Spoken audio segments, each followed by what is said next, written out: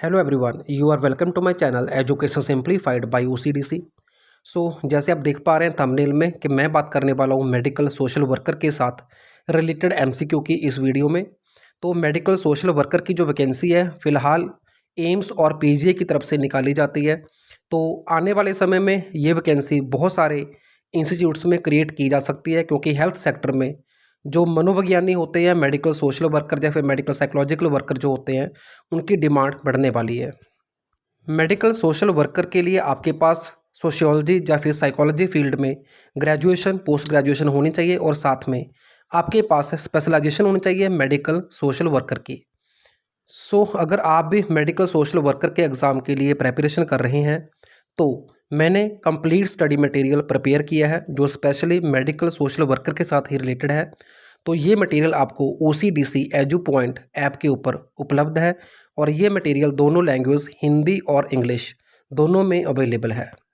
बहुत ही वाजिब फीस पे आप ये कोर्स परचेज कर सकते हैं। ज़्यादा जानकारी के लिए संपर्क कर सकते हैं 9876371788 पे। तो शुरू करते हैं इस वीडियो का क्वेश्चन नंबर 1। आपका पहला क्वेश्चन है, what is the primary goal of social movements in health care. Health care में सोशल मूवमेंट्स का मेन टारगेट क्या है? तो इसका आंसर आएगा option B, social justice and equity. तो सामाजिक न्याय और बराबरता यानी कि एक समानता का अधिकार मिलना सबको, तो ये जो है प्राइमरी गोल है सोशल मूवमेंट्स का हेल्थ सेक्टर में। अब चलते हैं क्वेश्चन नंबर 2 पे। क्वेश्चन नंबर 2 है, how do medical social worker contribute to social movement in health care. जो मेडिकल सोशल वर्कर होता है वो कैसे सोशल मूवमेंट्स में अपना योगदान डालता है, स्पेशली हेल्थ केयर में? तो इसका आंसर आएगा option C, by advocating for patient rights and equality.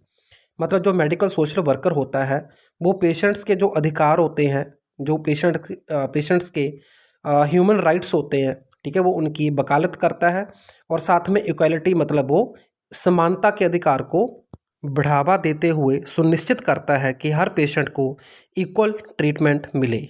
तो चलते हैं अब नेक्स्ट क्वेश्चन पे। नेक्स्ट क्वेश्चन है, which social movement advocate for equal access to health care for all individual regardless of socio economic status. कौन सा सामाजिक आंदोलन है जो सामाजिक आर्थिक स्थिति की परवाह किए बिना सभी व्यक्तियों के लिए स्वास्थ्य देखभाल तक समान पहुंच की वकालत करता है?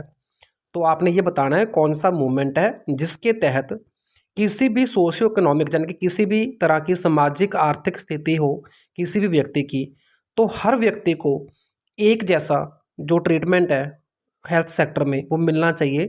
तो इसके लिए जो मूवमेंट है उसका नाम है यूनिवर्सल हेल्थ केयर मूवमेंट। इस क्वेश्चन का आंसर आएगा ऑप्शन सी। तो ये सभी क्वेश्चन आपको हिंदी और इंग्लिश दोनों लैंग्वेज में मिलने वाले हैं मेरे ऐप ओसीडीसी एजू पॉइंट पे।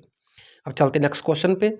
In the context of medical social work what does the term bio psychosocial refer to. इसका अर्थ हुआ कि मेडिकल सोशल वर्क में बायो साइकोसोशल जो टर्म है उसका क्या तात्पर्य है? तो इसका आंसर आएगा option A, biological, psychological and social factor influencing the health. तो ये एक हेल्थ का मॉडल है। जब भी आप किसी पेशेंट की काउंसलिंग करते हैं तो उसमें आप इस मॉडल को यूज़ करते हैं, बायो साइको सोशल मॉडल को। तो ये क्या दर्शाता है कि जो हेल्थ होती है ओवरऑल किसी भी पेशेंट की, तो उसके ऊपर जैविक यानी कि बायोलॉजिकल, मनोवैज्ञानिक मतलब साइकोलॉजिकल एंड सामाजिक मतलब सोशल, तो तीनों का इफेक्ट ओवरऑल मिलाकर पड़ता है किसी भी व्यक्ति की हेल्थ के ऊपर। अब आपको डिटेल में ये भी पता होना चाहिए कि कौन से कारक होते हैं जो जैविक होते हैं, कौन से मनोवैज्ञानिक होते हैं और कौन से सामाजिक होते हैं। तो इसकी भी हम बात करने वाले हैं। तो जैसे आप इस इमेज में देख पा रहे हैं, बायोलॉजिकल में आता है एज, किसी की एज कितनी है, किसी का जेंडर क्या है, मेल है फीमेल है, जब कोई थर्ड जेंडर है, ठीक है। जेनेटिक्स मतलब जीन्स जो होते हैं तो उसका कंपोजिशन क्या है, फिजियोलॉजिकल रिएक्शंस कैसी होती हैं, या फिर पेशेंट के टिश्यू की हेल्थ क्या है। तो टिश्यू कोशिका को बोलते हैं जिससे हमारा जो शरीर है वो बना होता है। तो मनोवैज्ञानिक फैक्टर्स की हम बात करें उसमें आता है मेंटल हेल्थ, इमोशनल हेल्थ, ठीक है। इमोशनल में क्या होता है, भावनाएं कैसी है पेशेंट की, ठीक है, और साथ में बिलीफ, उसका बिलीफ पैटर्न क्या है और उसकी एक्सपेक्टेशंस क्या है। तो ये होते हैं साइकोलॉजिकल फैक्टर्स। सोशियोलॉजिकल में आता है इंटरपर्सनल रिलेशनशिप्स के, जो भी पेशेंट है, जो व्यक्ति है, जो क्लाइंट है, उसके समाज में दूसरे लोगों के साथ कैसे रिलेशंस हैं। और उसको सोशल सपोर्ट कैसे मिलती है, ठीक है, समाज से जो भी हमें सुरक्षा मिलती है तो उसको हम सोशल सपोर्ट बोलते हैं। और साथ में सोशो इकोनॉमिक स्टेटस क्या है, मतलब उसकी सामाजिक और आर्थिक स्थिति क्या है।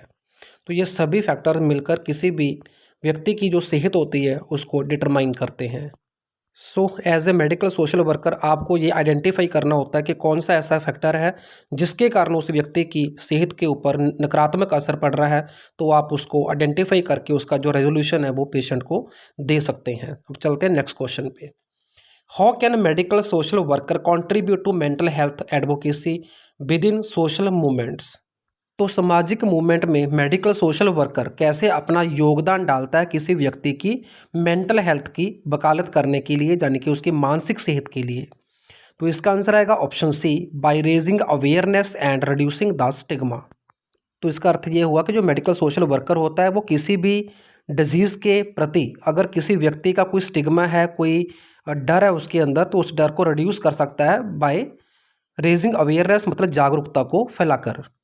उदाहरण के तौर पे हम बात करें कि कैंसर, एचआईवी जैसी कुछ ऐसी बीमारियां होती हैं जो पेशेंट को अगर पता लग जाए कि उसको ये बीमारी हो चुकी है तो वो स्टिग्मा में आ जाता है, उसको डर होता है किसी तरह का, ठीक है। तो इस केस में क्या होता है कि जो मेडिकल सोशल वर्कर है वो उस पेशेंट को इन बीमारियों के प्रति जागरूक करके उनके डर को कम कर सकता है और उनको ट्रीटमेंट ऑप्शंस भी बता सकता है।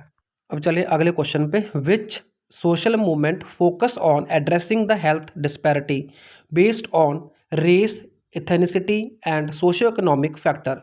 कौन सा सामाजिक आंदोलन नस्ल, जाति और सामाजिक आर्थिक कारकों के आधार पर स्वास्थ्य संबंधी असमानताओं को दूर करने पर केंद्रित है। तो इसका आंसर आएगा option B, civil rights movement, ठीक है जी। नागरिक अधिकारों का जो आंदोलन होता है वो इन असमानताओं को दूर करने पर फोकस्ड होता है। तो चलते क्वेश्चन नंबर 7 पे। क्वेश्चन नंबर 7 आपका है, what is the role of medical social worker in addressing social determinants of health. के सोशल डिटर्मिनेंट ऑफ हेल्थ जो होते हैं, मतलब किसी व्यक्ति की सेहत के साथ जुड़े हुए जो सामाजिक कारक होते हैं उनको एड्रेस करने में मेडिकल सोशल वर्कर का क्या योगदान होता है, क्या कर सकता है मेडिकल सोशल वर्कर। तो इसका आंसर आएगा option B, advocate for policies that address social determinants. मतलब जब भी गवर्नमेंट कोई पॉलिसीज बनाती है, स्पेशली हेल्थ से रिलेटेड पॉलिसीज, तो उस पॉलिसीज में जो मेडिकल सोशल वर्कर होते हैं वो अपना योगदान दे सकते हैं, सो दैट के जो गवर्नमेंट पॉलिसीज बनाती है वो उस पॉलिसीज में किसी भी तरह की जो सोशल डिटर्मिनेंट्स होते हैं हेल्थ के उसको इंक्लूड करके चले। Question number 8, which of the following is example of grass root social movement in health care. निम्नलिखित में से हेल्थ केयर सेक्टर में ग्रास रूट सोशल मूवमेंट की कौन सी उदाहरण है। तो इसका आंसर आएगा option C, patient advocacy groups. तो अब आपको डिटेल में पता होना चाहिए कि पेशेंट एडवोकेसी ग्रुप्स क्या होते हैं, तो ये भी क्वेश्चन आपके माइंड में जरूर रेज होगा। सो पेशेंट एडवोकेसी ग्रुप की हम बात करें तो पेशेंट एडवोकेसी होता क्या है, it is element of health care. ये हेल्थ केयर का एक एलिमेंट है जो कंसर्न होता है for sharing, expressing and highlighting the rights और desire of the patient. It also insure that patient have the right to make decision about their own health. तो इसको बोलते हैं patient advocacy group. Next question, how do medical social worker contribute to empowerment of patient in social movement. Social movements में patients के सशक्ति करने के लिए medical social worker अपना क्या योगदान डालता है। तो इसका आंसर आएगा option C, by providing information, कि वो पेशेंट्स को सूचना प्रोवाइड करता है, सपोर्ट प्रोवाइड करता है, and advocate the patients autonomy, मतलब वो पेशेंट के खुद निर्णय लेने के अधिकार की वकालत करता है, ठीक है। तो पेशेंट ऑटोनॉमी क्या होती है ये आपको मैं अभी बताने वाला हूँ। So the right of the patient to make decision about their medical care without experiencing undue influence from their health care provider is called patient autonomy. मतलब जो पेशेंट होता है वो अपने पक्ष में जो भी निर्णय लेने होते हैं मेडिकल उसकी हेल्थ को लेकर, तो वो खुद ले, ठीक है, तो उसी को बोलते हैं पेशेंट ऑटोनॉमी। तो ऐसा कोई भी निर्णय लेने में किसी भी हेल्थ केयर प्रोवाइडर का कोई प्रभाव नहीं होना चाहिए, मतलब पेशेंट कोई प्रेशर में आके किसी तरह का गलत निर्णय ना ले, तो इसी को हम पेशेंट ऑटोनॉमी बोलते हैं। Question number 10, which social movement focus on advocating for rights and wellbeing of individual with chronic illness and disabilities. Means कौन सी ऐसी सोशल मूवमेंट है जो उन पेशेंट्स की वकालत करती है जिसमें जो पेशेंट्स हैं वो किसी भी तरह की लंबी बीमारी या फिर किसी डिसेबिलिटी से पीड़ित हों। तो इसका आंसर आएगा option A, disability rights movement. So ये थे 10 बहुत ही important question for your exam for the post of medical social worker. तो ऐसा ही बेहतरीन वीडियोस को देखते रहने के लिए चैनल के साथ जुड़ जाएं। सब्सक्राइब का बटन दबाना बिल्कुल भी ना भूलें और कंप्लीट स्टडी मटेरियल परचेज करने के लिए संपर्क कर सकते हैं 9876371788 पे। Thank you, thanks for watching.